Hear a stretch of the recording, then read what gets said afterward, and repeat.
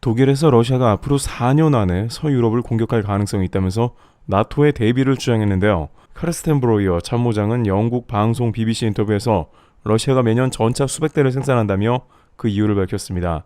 그런데 문제는 이러한 독일은 결국 자국에서 방산을 생산해 유럽에 공급하겠다는 뜻입니다. 미 국방부에서조차 한국 전차를 가져다 쓰라고 설득하지만 이를 귀에 담아듣지 않고 있으며 엄청난 전차 혹은 자주포 시장에서 독일이 점유율을 높게 가져가겠다는 뜻입니다. 하지만 유럽은 물론 G7 내에서 벌어지는 상황은 정반대라 독일이 크게 당황하고 있습니다. 첫 번째, 이탈리아, 독일을 선택 후 한국으로 급 변경. 마크론 대통령은 매우 이례적으로 한국의 무기를 살 필요가 있느냐, 유럽 것을 구매해야 한다고 주장했습니다. 결국 유럽 내 정치적인 움직임은 암암리에 흐르고 있었고 지금은 대놓고 불편한 기색을 보이는 것입니다. 심지어 최근 폴란드의 야당을 비롯한 군사 언론에서도 한국 무기를 배제하자는 움직임이 일기도 했는데요. 실제 최근 폴란드의 군사 유력 매체인 디펜스24 등에 따르면 폴란드는 FA-50이 부적합하며 한국의 경공격기 대신에 유로파이터 혹은 F-16 등 다른 기체로 대체해야 한다고 밝힌 상황입니다. 여기에 F-35까지 대거 도입해야 한다면서 FA-50 예산을 줄이자는 말이 나온 상황이죠.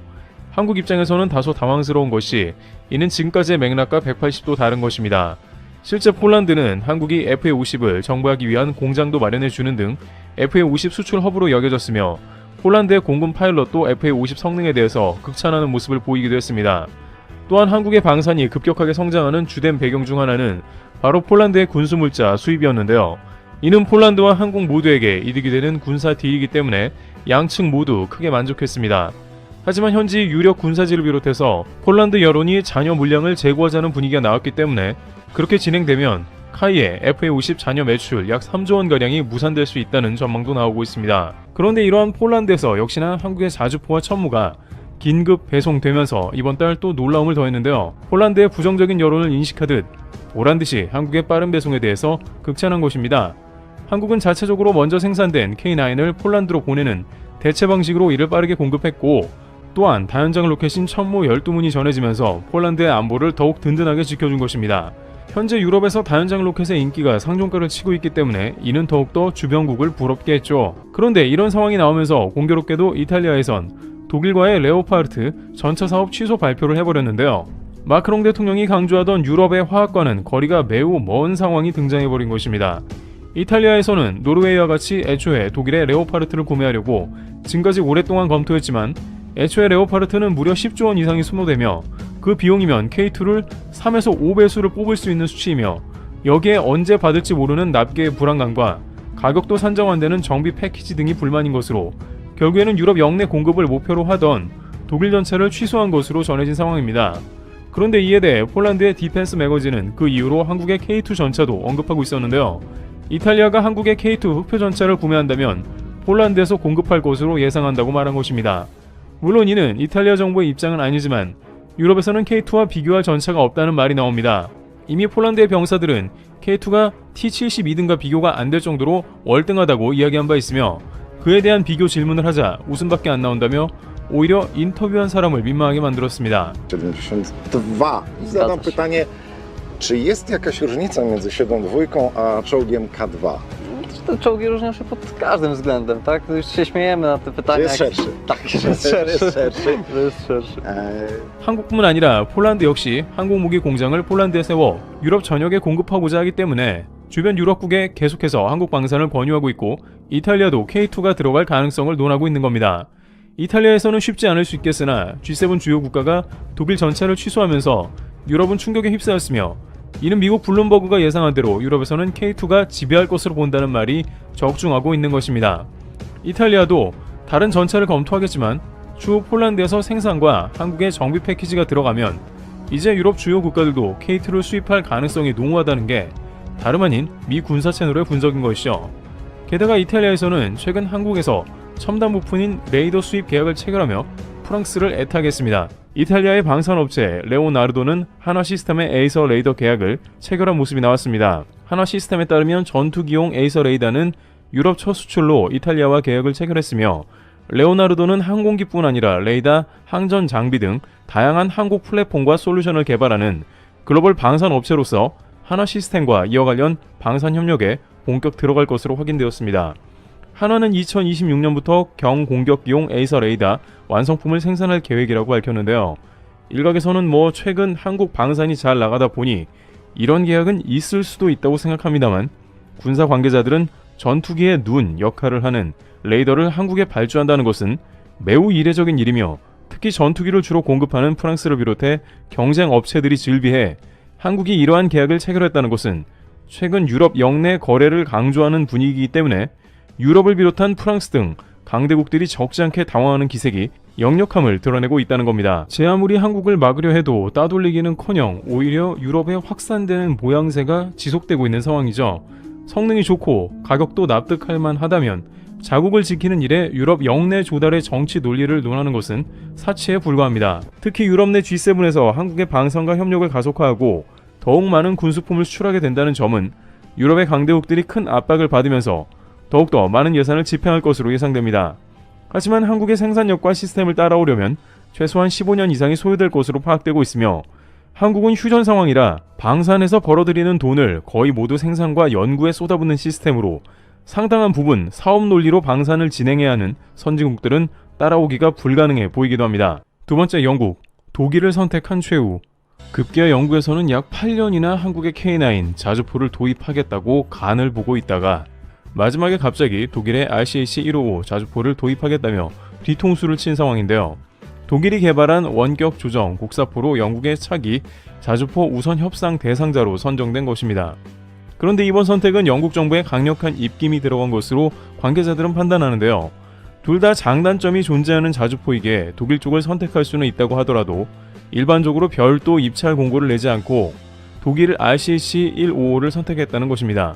8년간이나 영국 당국의 요구사항과 개조를 통해 K9A2형을 납품하겠다 노력해온 한화 에어로스페이스는 결국 아무런 소득 없이 끝난 상황으로 영국의 황당한 횡보를 지켜봐야만 하는 것이죠. 영국 정부에서 제3자의 기관을 통해 객관적인 평가를 내렸다면 당연히 K9A2 자주포가 선정됐을 겁니다. 노르웨이가 그랬으며 기타 동유럽 국가들이 가성비나 성능 면에서 K9이 최고라는 평가를 내렸습니다. 하지만 그들은 계속해서 알고 있음에도 불구하고 담합하듯 유럽산을 계속 고르고 있는 겁니다. 그런데 이러한 행보와는 반대로 독일에서 일어나는 일은 오히려 영국을 망연자실하게 했다는데요. 실제 영국이 의도하는 것과는 정반대의 일이 벌어졌고 무슨 상황인지 궁금해지는 국면인데요. 한국의 방산 제품은 유럽 영내에서 생산되는 여타 다른 탱크보다 훨씬 저렴했는데요. 나토에서도 한국이 우크라이나에 무기를 지원하길 바란다는 의견을 제기했습니다. 그런데 이제 드디어 이에 대해서 독일이 비판을 하면서 전면에 나선 상황이 된 것입니다. 또한 일각에서는 미국조차 독일과 같이 한국 관련 비판이 나온다는 의견이 등장하고 있는데요. 우선 독일은 폴란드가 한국 전차를 대량으로 구매한 것이 매우 유감이라는 의사를 표현한 상황입니다. 그러나 이에 대해 폴란드에서는 독일 레오파르트가 주문한 지 5년이 되어간다며 불만을 터뜨립니다. 아직도 도착을 안 했고 무려 2025년에야 인도된다며 말이 되냐는 것입니다.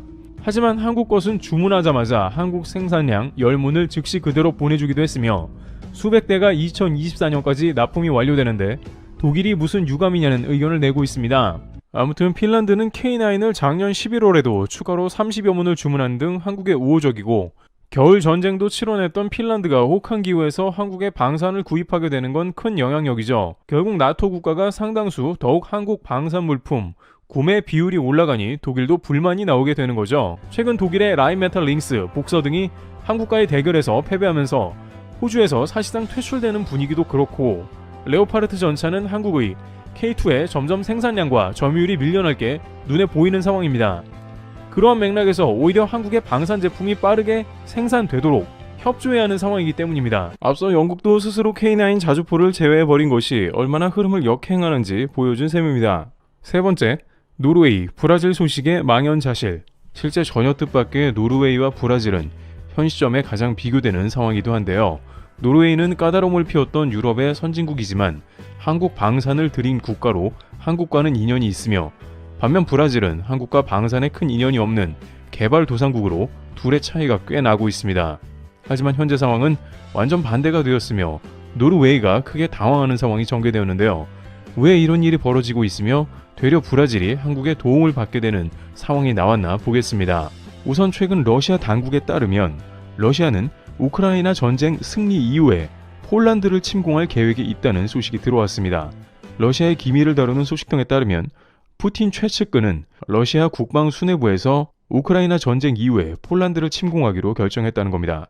독일 국방부에 따르면 이러한 기밀 문서를 입수했다고 하며 물론 이는 공식적으로 전면전을 벌인다는 뜻은 아니고 러시아의 다양한 스토리 중 하나라고 알려져 있습니다. 실제 폴란드는 러시아의 이런 움직임을 주시해왔으며 이 때문에 한국의 방산을 엄청나게 들여온 것으로 알려져 있죠. 하지만 러시아는 이번에는 우크라이나 전 승리 이후에 사이버전을 먼저 일으켜서 발트해 3국을 혼란시킨 다음 그 틈을 노려서 폴란드를 침공할 그러한 스토리를 짜고 있다는 것입니다. 최근 전쟁이 반드시 사이버전을 동원하고 인공지능 반도체 등이 상당히 동원되는 전쟁이기 때문에 러시아는 이러한 점을 생각해 그 다음은 사이버전 플러스 폴란드 직접 침공 이런 식으로 노리고 있다는 것입니다. 벨라루스와 접경하고 있는 폴란드는 이러한 점에 대해서 크게 우려하고 있는 것으로 전해지는데요. 일각에서는 정말 전쟁이 일어나겠느냐라고 우려하긴 하지만 우크라이나 전쟁 이전에도 젤렌스키 대통령조차 우크라이나에는 전쟁이 일어나지 않는다고 선언했는데 바로 그 다음 주에 러시아가 침공하는 모습이 일어났으므로 전쟁은 어떻게 될지 모르는 것이며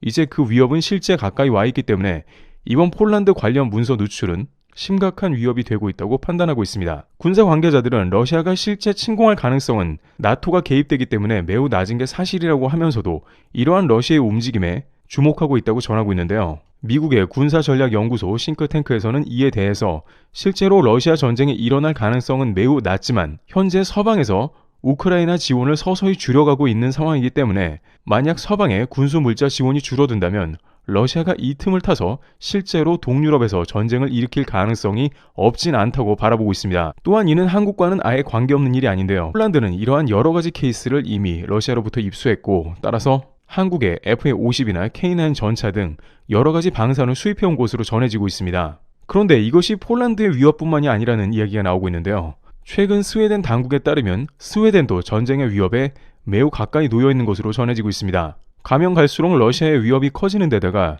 실제 폴란드 침공에 관한 소식이 들려오자 스웨덴에서는 국방부 장관이 직접 러시아와의 전쟁이 임박할 수도 있으며 이제 평화의 시대는 종료되었다는 발언을 직접 하고 나선 것입니다. 스웨덴에서 이렇게 위기가 커지는 것은 미국과 영국이 이스라엘 위기로 유럽에서 손을 떼고 있다는 위기감을 느꼈기 때문인데요. 파이브아이즈 영연방 국가들은 결국엔 미국 중심으로 움직이기 때문이며 어쩌면 나토도 2순위로 밀릴 정도라는 것이 이번 사태로 드러난 것입니다. 이제 그러면서 스웨덴에서도 동시에 한국에 대한 무기 수입을 검토하는 것으로 알려져 있는데요. 이렇게 스웨덴에서 위기감이 커지는 것은 스웨덴이나 노르웨이, 핀란드 등 북유럽 국가들이 지금까지 너무나 안일한 평화에 빠져 있었는데 여러 가지 전쟁 시뮬레이션상 이제는 러시아가 더 이상 이것을 간과하지 않고 있다는 것입니다. 또한 이번 우크라이나 전쟁에서 가면 갈수록 미국과 나토에서 우크라이나에 대한 지원을 줄여가고 정말 자기들이 필요한 전장으로 발걸음을 돌리는 것을 직접 목격한 것입니다. 이번에 미국은 홍해에 대폭 인원을 파견하면서 우크라이나에 대한 관심은 더욱더 줄어들고 있는데요. 이스라엘이 정말 중요한 곳이고 중동 문제는 미국이 그냥 넘길 수 없었고 이제 우크라이나 중요성이 더욱 떨어진다는 것입니다. 게다가 만약에 대만 문제까지 일어나게 된다면 미국은 대만에 대해서는 우크라이나와는 완전 다른 자세를 보일 것으로 전망되는 것입니다. 우크라이나전에서는 미국이 얻을 게 별로 없는 반면에 대만은 TSMC가 관련되어 있고 미국의 반도체 패권이 달려있기 때문에 필사적으로 미국은 중국을 저지할 것이고 만약 포기하더라도 우크라이나에 쏟아붓는 전쟁 물량은 차원이 다를 것으로 전망되는 상황입니다. 거기에 주변국인 한국과 일본에 주한미군, 주일미군이 배치되어 있기 때문에 이런 상황을 검토해 본다면 유럽은 더욱더 미국에서 멀어지는 상황이라고 할 수 있는 것입니다. 따라서 최근 나토에서 더욱더 방산에 대한 수요가 급격하게 증가함을 알 수가 있는데요. 노르웨이도 지금까지 한국에 대해서 경쟁 입찰을 시키고 절충 무역을 강요하는 등 한국에 대해서 속 시원하게 밀어주는 방산은 보여주지 않고 있었습니다만 막상 미국이 손을 거두자 초비상사태가 도래한 것으로 확인되는 겁니다. 심지어 노르웨이는 독일과 비교하면서 한국 방산을 드릴 것처럼 하다가 결국에는 독일 전차를 들이고 마는 실수를 했는데요. 막상 독일 전차는 납품도 늦게 되거니와 기능상의 문제가 있다는 게 밝혀졌습니다. 레오파르트는 여러가지 정비를 비롯해 노르웨이 지형에서 좀 더 효과적이 아니라는 게 밝혀졌고 최근 러시아 전장에서 여러가지 문제를 일으키고 있는 상황입니다. 이제 이들은 막대한 현금을 동원해서 한국의 방산을 사들일 수밖에 없는 그런 상황이 도래한 것이죠. 일각에서 군사 전문가들은 한국의 방산을 사려면 이제 현금으로 바로 지불해야 하는 단계까지 올 수 있다고 전하고 있습니다. 또한 그들은 국가 보안 문제이기 때문에 이제는 더 이상 한국에 제일 필요가 없다, 절충 무역조차 논할 시간이 없다라면서 시간을 최대한 단축해야 한다는 의견을 제기하고 있습니다. 물론 그 가운데 스웨덴은 여전히 다소 정신을 못 차리는 모습으로 경쟁 입찰을 시켜서 가격을 낮춰야 된다는 주장도 나오고 있는데요. 하지만 러시아의 군사 침공 야욕이 더해 갈수록 스웨덴조차 한국에 SOS를 칠 것으로 파악되고 있습니다. 한국의 전차를 비롯해 탄약 공급 능력, 그 밖에 군사 제공 패키지 등은 정비, 훈련, 교육, 그리고 일부 기술 이전까지 이루어지기 때문에 이들이 고민할수록 배송을 늦출 뿐이며 결국에는 한국의 빠른 군수 물자를 나토에서 주문할 수밖에 없는 상황이 더욱 도래했다는 것입니다. 실제 이것으로 한국은 어마어마한 방산 흑자를 볼 것으로 예측되고 있는데요. 왜냐하면 폴란드 하나만으로도 작년에 1조 5천억 원 이상 방산 수출을 한 것으로 작년에 나타나고 있고, 결국 폴란드는 방산의 2차 전지 양극재까지 더해지면서 미국, 베트남, 홍콩, 인도에 이어서 단숨에 한국의 5위 무역수지 흑자국으로 떠올랐던 것입니다. 항공우주산업 카이의 FA50 수출 실적을 반영한 항공기 수출은 5억 달러 이상이 되었으며 K2, K9 등 다양한 계약과 계약금까지 합친다면 한국의 방산 흑자가 한 국가만으로도 이렇게 늘어날 수 있음을 보여주고 있습니다. 그런데 여기서 나토까지 더해진다면 한국은 그야말로 쉴 새 없이 공장을 돌려야 하며 유럽의 탄약과 전차, 그리고 각종 방산을 공급하는 데 있어서 쉴 새가 없을 것으로 예측되고 있습니다. 게다가 유럽에서 최고 방산 공급 국가로 알려진 독일은 막상 너무나 늦은 제품 공급과 여러 가지 문제가 발생했기 때문에 더 이상은 한국의 상대가 되지 않을 것으로 보입니다. 왜냐하면 한국은 유럽에서 14위였다가 단숨에 2위로 방산 수출국으로 떠올랐기 때문입니다. 독일을 따라잡는 것은 시간 문제이기 때문이죠. 하지만 노르웨이가 한국에 방산을 요청한다고 해서 예전과 같은 조건을 요구하는 건 불가능하다 하는데요. 노르웨이는 기술 이전을 비롯해서 절충 무역 등 온갖 까다로운 조건을 요구했었던 것이지만, 하지만 이제 한국은 다른 곳에도 물건을 공급하기 바쁘며 예전과 같은 패키지는 물 건너간 상황입니다. 당장 루마니아와 체코 등 러시아 인근 국가에서는 빠르게 한국 방산을 도입하기 원하는 상황이죠. 따라서 노르웨이는 예전과 달라진 분위기에 적지 않게 후회하며 당황하는 국면이 돼버린 겁니다. 반면 브라질에서는 이제 전군 현대화를 위해 한국의 전차를 적극 검토하고 있는 상황인데, 어떻게 보면 기존의 K9을 도입한 노르웨이가 브라질보다 훨씬 앞선 것처럼 보이는 게 당연하지만, 실제로는 브라질이 한국에 요청했을 때 한국이 먼저 브라질 손을 잡을 가능성이 크다고 합니다. 이는 최근 브라질 국방부가 한국의 대형 수송기인 C390을 납품하게 되면서 기술도 전수했기 때문인데요. 브라질의 대형 수송기는 세계 3대 수송기에 들어갈 정도의 기술력을 보유하며 정비 등 기술 이전을 하며 한국에 선제적으로 먼저 방산 서비스를 제공하고 절충 무역으로서 이를 진행하는 것이죠. 추후 한국에 전차를 수입하게 될 경우에 한국은 이를 기억하고 브라질을 챙겨줄 수밖에 없습니다. 유럽의 콧대 높게 굴던 국가들보다는 한국에 실질적 도움을 주는 이들에게 방산을 제공할 수밖에 없는 것이죠. 최근 심지어 한국의 전차 판매를 계속해서 방해하던 독일에서조차 한국에 방산을 도입해야 한다고 검토하는 등 그야말로 유럽에서는 러시아 때문에 뒤늦은 후회와 국방 무임승차에 대한 값을 치르고 있습니다. 한국 입장에서는 이제 오히려 갑의 입장에서 한국을 도운 이들을 먼저 챙길 것으로 보입니다. 트래블 튜브였습니다. 감사합니다.